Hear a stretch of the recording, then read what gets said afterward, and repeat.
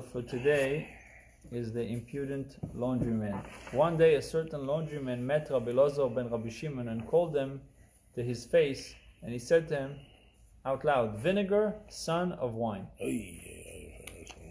So Rabbi Menashe ben Rabbi Shimon said to himself, since he is so brazen, he must be a vile criminal. So he gave an order to have him arrested. When he relaxed somewhat, he went to have him released. But he was unable to free him. It was too late. He was unable to free him. He then applied to the laundryman the verse, "One who guards his mouth and tongue guards himself from trouble." Right? Shomer pivu l'shono, shomer mitzoros nafshe.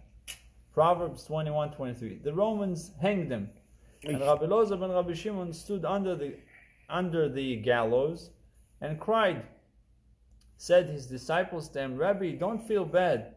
He was a depraved fellow, for he and his son had relations with a betrothed girl on Yom Kippur." So don't feel so bad. So according to Torah law, having relations with a betrothed girl, nara meruasa, is punishable by stoning, and the corpse of one who was stoned is hanged. Thus the laundryman got the punishment that was coming to him. So Rabbi Menashe heard this.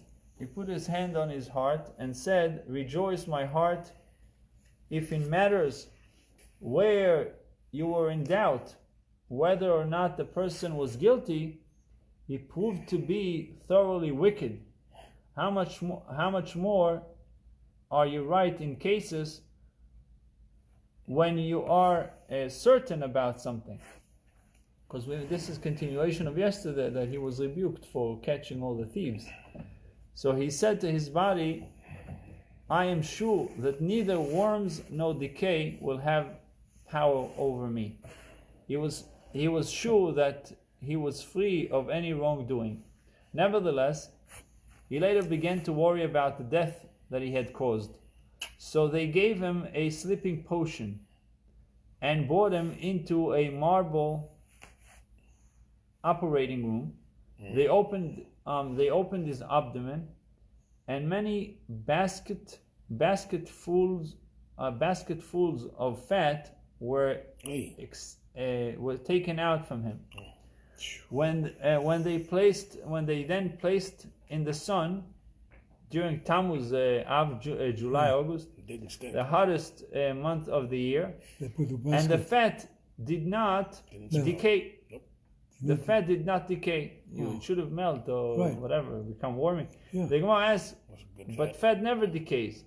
So the Gemara answers, if it has red streaks of flesh running through it, it does not decay.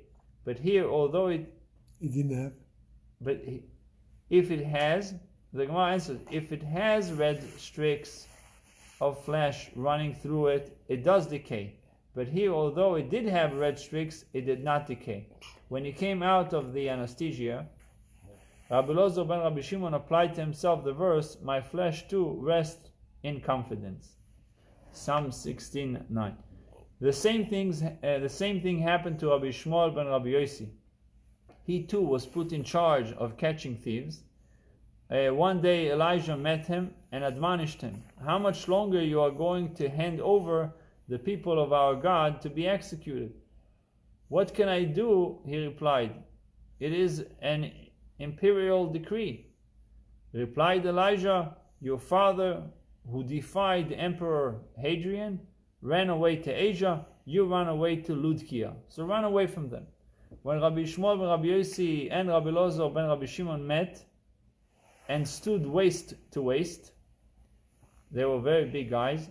A yoke of oxen could pass below them without touching them. That is how obese they were. Wow. A certain Roman noblewoman said to them, listen to this, a certain noblewoman said to them, "Your children are not yours, because you could not possibly live with your wives on account of your physical build." There's no way you're able it's that to... big, you can't get in there. So they replied, our wives' girth is even greater than ours. Oh my gosh. Our wives, and what, or in the brackets it says, our wives' desire is greater than ours. If so, all the more reason that your children aren't yours, she retorted. Some say if your wife has a greater desire, so definitely it's not your children. That's what she said to them, the noble woman. Some say this is what they told her. For as a man is, so is his strength. Others say, this is what they said. Love suppresses the flesh.